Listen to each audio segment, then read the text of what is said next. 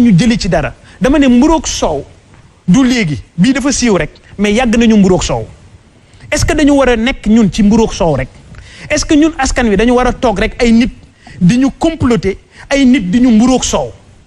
ñu jàpp ne ñoom politiciens yi ñoo ñu war a jiite waaw ana nit ñu baax ñi où sont les hommes de valeur dans ce pays ana Sénégal nit ñi nga xam ne ay nit ñun la ñu soxla pour changer Sénégal. yow mburoog soow moom nga soutenir élection présidentielle yi passé politiciens yi bu ñu toogee ci table yaa ngi ñoomee bokk combat bu ngeen wootee manifestation yéenay partagé même combat yi léegi comment pouvez-vous nous expliquer ça wala dafa nekk alliance politique wala jàpp nga ni tey Bougane toll na dayo boo xam ni am nga représentativité ci élection locale yi ñu jëm ban nattukaay nga am ak ban xaymakaay. alors xëy na du ma dellu siwaat ci. partager des mêmes combats par exemple. du ma dellu siwaat ci mbirum soutien wu Idrissa Seck loolu wax naa ci dellu siwaat nañ ci waxaat ci donc du ma ci dellu siwaat parce que jàpp naa ne bu démb doon tey buñ ca delluwaatoon ñu defaat nañu defoon parce que yéene bi encore une fois c'était de déboulonner Macky Sall nit ku nekk nag mën nañ laa nax mën nañ laa tromper mais suñu yéene moo am solo yàlla bañ na ko ba suñu borom ci yéene la lay juger kon yéene bi rek moo amoon solo yéene bi moo doon fexe ba moom mii nekk fi tey ak ni ñuy doxalee réew mi ñu jëlee leen fi li am na man bokkuma ci ñuy wax ne bu ndox tuuroo an baq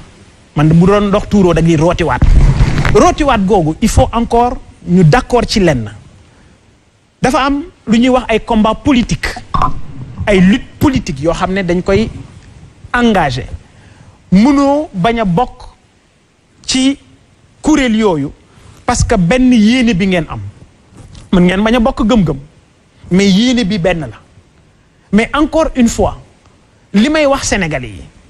mooy sama discours changé wul te du changer aussi politicien yi yore réew mi ak ña leen jiitu ak ña fi nekkoon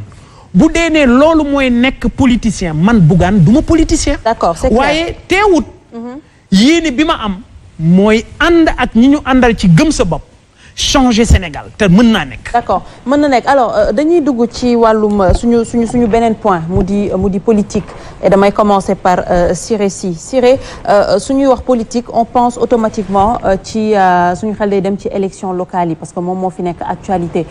troisième report des élections locales peut-être am nga question boo ci bëgg poser kii di Bougane Gueye par rapport à ces locales là lan lañ ci mën a jàpp ak lan mooy sa question.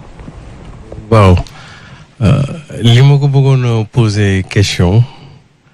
mooy est-ce que mouvement gëm sa bopp dina participer ci local yi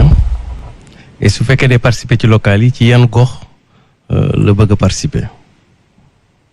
alors maa ngi lay sant bu baax Siré gëm sa bopp ñu ngi liggéey ci lu yaatu xam nga toog naa fii ci benn jotaay ma ne la bari na ay gox yoo xam ne ci élection yii ñu génn coalition Idrissa 2019 gagné na ko réew mi mais ñun ñoo ko gagné gox yëma lim yëpp ba léegi déggloo kenn ku ko weddi te dafa gën a yokk nag on a beaucoup d'élus locaux qui sont venus nous rejoindre. Le premier adjoint du maire de Koungkané, Momar Ndiaye, le maire de Médina Fall, le premier adjoint du maire de Noto, le premier adjoint du maire de Sadio. Il y en a énormément, bari na. Xëy na ku fi nekk di lim sax jum mais li am solo mooy ban gis-gis naka la ñu war a ànde ci élection yi ñu jëm. Siré wax nga ko raw gàddu la. raw gàddu dafa laaj affûter armes yi ndax ki ñu jàkkaar lool kàngam la ci wàllu politique lan mooy yéene bi ñu dem en rang dispersé mu cag-cag nu mu jeex wala dañuy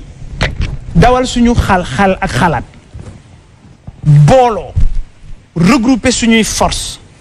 pour localité bu ci nekk ñu xool fan la nit am doole ñu jiital ko man option boobu mooy li ma xalaat mooy lu ma yéene te wax naa ko maa ngi ciy dox ñu bari ci ñoom gëm sa bopp ci li mu nekk mooy liggéey ci coalition bu dëgër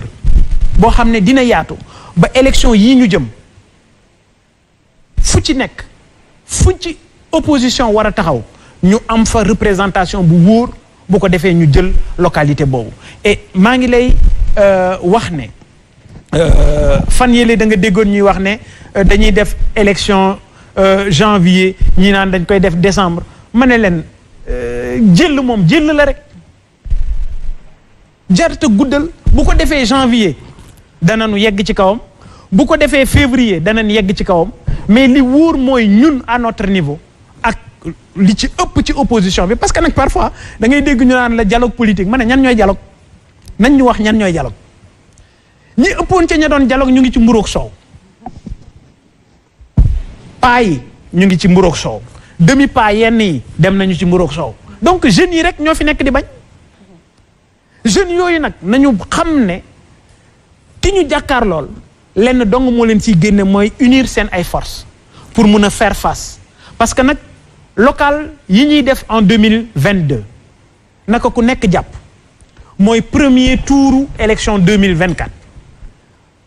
ce sera assez déterminant parce que bu fekkee ne moom mi fi nekk moom Jimbori bu ñu ko daanee ci élection yooyu du xalaat troisième mandat donte mu ngi raam ak koy ruumandaat. mais Bougane suñu président de la République te mënoo ko tuddee ay Jimbori. mais Jimbori mooy kuy dóore rek. ah déet Macky Sall la tudd président de la République. président Macky Sall ngay wax déggoo démb jotaay bi li ko ci amaloon solo yëpp mooy menace gi mu menacé jeunesse bi. kon da nga jàpp ni Jimbori day menacé waate di dóore te du kenn du fayu. waaw mais loolu moom la ñu gis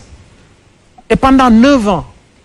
la jeunesse sénégalaise dañu toogoon ci seen rox assez consciente très républicaine. mais il a fallu benn étincelle pour que li xew et je dis posture président de la république moom démb ci li mu doon def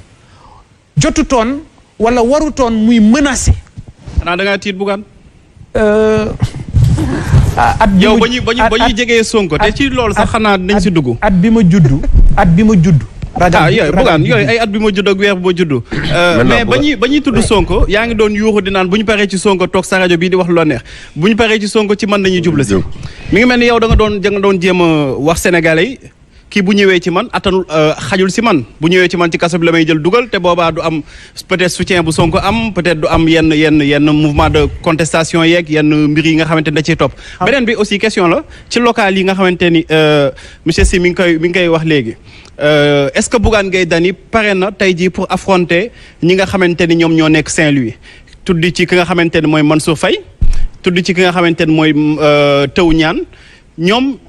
kenn ki manifesté na ambition pour doon maire Saint-Louis kenn ki Bamba Dieng moom waaw ba tey Bamba Dieng kenn ki moom moo nekk actuellement maire Saint-Louis mii ki nga xamante mooy Mansour Faye di goro président Macky Sall te yaakaar naa ne balaa ngay laaleeg président bi nga mën a laaleeg ñi nga xamante ne ñooy kii mbër yu ndaw yi te Mansour Faye bokk na ci beneen bi aussi toujours ci Saint-Louis Langue de Barbarie brèche bi nga xamante ni ubbi nañ ko fi depuis 2003 tey jii mi ngi coûter ay vie des Sénégalais mën nañ si jàpp ni depuis 2003 ak léegi li si jot a ñàkk seen bakkan passé nañu ay centaines de morts mais dans une indifférence totale 450 morts dans une indifférence totale dafa mel ni ñi nga xamante ni ñeneen ñiy dee ci feneen ñoom ñoo ëpp dignité que ñiy dee ci Langue de Barbarie boobu nga xamante ni brèche bi dañ ko ubbi woon pour xeex ay inondations daanelee nag fu mujj fi mu concerné la en tant que Saint-Louisien wala dolli ndar nga. doomu ndar nga d'accord comme doomu ndar nga bayal laa dëkk. bayal boobu de laa juddoo 114 rue de France. ah kon mënoo doon ragal boo juddoo bayal rek mënoo doon ragal. alors en tant que Saint-Louisien Bougane. wala bu leen def suñu plateau Saint-Louisien waa Pikine nag fii ak waa Rufisque ak ñeneen stade de maître Babacar Seye bi nga xamante ni ci promesse su Mansour Faye dafa nekkoon ci mu réhabilité ko stade boobu tey jii dañu am ambition délocaliser ko def foofu centre d'affaires ñu dégg ay doomu ndar yoo xamante ni duñu ay dolli ndar comme Mansour Faye ñu jug taxaw ni dinañ fexe ba loolu Mansour Faye di ko def di beneen provocation ba mu paree ci tuddee Macky Sall rue boo xamante ni Macky liggéeyu ko fa lan la ci Bougane Gueye dara def comme taxawaay nan la ci nar a taxawee aussi est-ce que nangu na bi yoon jàmmarloo ak Mansour Faye bi nga xamante ne booba tey dañuy yaakaar da koy éviter ndax ñàkk koo ragal. wala ñàkkoo ñemee jàkkaarloo. alors maa ngi lay gërëm Pape Makhtar xam nga ñun dañu am beneen conception ci yorum réew gëm sa bopp ci programme bi ñu am dañu ne nit foo yeewoowul mënoo faa doon maire dañu ne un maire doit être résident à temps plein ñun ci suñu programme gëm sa bopp dañu ne maire kenn dootu ko fal di ko jaarale ci ay conseils municipaux heureusement ci biir waxtaan yi ñu doon def ci dialogue bi réglé nañu problème boobu kon tey suñu yéene ñun ñi nekk ci wàllu opposition bi mooy fexe Saint-Louis nu ñu fa jëlee képp ku takk ci APR wala Benno Bokk Yaakaar mais man du sama jëmm amul solo waaye danañ xool ban doomu Ndar ku yërëm Ndar ku bëgg Ndar ku juddoo Ndar màgge Ndar te du dolli Ndar ñu fexe mu nekk meeru Saint-Louis loolu mooy yéene bi am na fa des Saint-Louisiens pure souche ay Saint-Louisiens yu am yéene bi ci defar seen dëkk incha allah danañu def loolu mais man Bougane su ma jógoon tey ne damay wuti mairie bu Saint-Louis nit ñi danan ma sa waxi sa kàddu yi daaw ak say kàddu yi ren méngoowul te loolu lu may moytu la ci àdduna beneen bi nga xam ne wax nga ko moom mooy stade Maître Babacar Seye mais kooku encore une fois loolu stade Maître Babacar Seye mais Ndar rek moomu ko mais c'est pour la région de Saint-Louis et quand on dit la région de Saint-Louis dafa demoon ba Matam ñooñu ñëpp seen histoire ci wàllu sport stade Victor bi nekk stade Maître Babacar Seye foofu la ñu ko bindee mais Saint-Louis ñun stade Maître Babacar Seye fa la ñu fubale fa la ñu defee cadet fa la ñu defee junior fa la ñu defee senior mais ñun am nañu histoire boo xam ne lié nañu ak stade boobu donc tey bu ñu déggee ay nit ñëw naan dañu koy réfectionner dañuy tàccu waaye dañu koy dindi dañ koy délocaliser pour def fa lan centre d'affaires ban affaire a am Saint-Louis ana affaire bu am Saint-Louis c'est ma ville natale Saint-Louis m'a tout donné mais ban affaire moo am Saint-Louis lu dul nu ngi koy waxeeti wane ay touristes c'est une ville touristique amul leneen Saint-Louis amul entreprise yu tax ñuy wax amul industrie bu tax ñuy wax ban centre d'affaires alors je crois que dafa juum moom Mansour Faye et je l'invite solennellement à véritablement ubbi yaa ngi layam de. non du layam mi ngi continuer projet barki démb recevoir nañu vous savez nga baal ma Mbam Matar man du ma koo xam ne day saaga kenn du dégg ci man wax ju ñaaw du dégg ci man wax joo xam ne ju may xeeb la su may wax ak nit ki nag danaa wax ak moom ci njëkk ak teraanga ku nekk nag ak noo ko gisee mais man du ma wax Mansour Faye lu bon du ma wax Macky Sall lu bon du ma wax keneen ak keneen lu bon parce que yare wuñ ma noonu te ñi may déglu bëgg naa bu ñu ma xoolee ëllëg ñu bañ a am gàcce ci man donc dañu koy ñaan parce que moom mooy njiitu mairie ba lu mu fa bëgg def tey def ko c'est comme sa première question quand tu me dis ndax da nga tiit pour Macky Sall dal ci sa kaw nguur xajul ci kenn ki ko jiite kay mooy ragal yàlla rek tey xalaat ba melam mais nguur rek bu jugoon ci yow suba doo fanaan sa kër suba. jëlal exemple sa bopp. alors donc c'est juste pour faire comprendre que